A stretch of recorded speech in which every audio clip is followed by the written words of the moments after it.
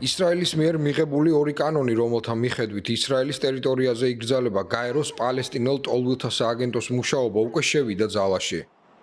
ყველაზე მეტად ამას სავარაუდოდ იერუსალიმში იგრძნობენ, სადაც ისრაელის ხელისუფლება სააგენტო შტაბ-ბინის დახურვას გეგმავს.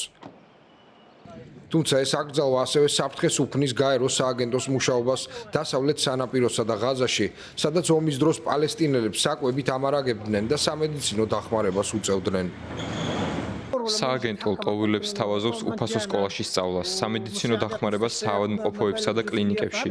ის ასევე უზრუნველყოფს, რომ ლტოლვილთა ბანაკში ცხოვრება შესაძლებელი იყოს.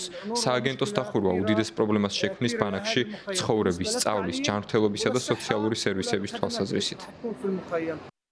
ისრაელი უკვე დიდი ხანია აკრიტიკებს გაეროს პალესტინელ ტოლვილთა სააგენტოს და მას 7 ოქტომბერს სამხრეთ ისრაელზე თავდასხმაში მონაწილეობაში ადანაშაულებს. ტრამპის ადმინისტრაციამ შეცვალა ბაიდენის გაეროს სააგენტოსთან დაკავშირებული გადაწყვეტილება. ამერიკის შეერთებული შტატები ახლა აღარ უჭერს მხარს სააგენტოს.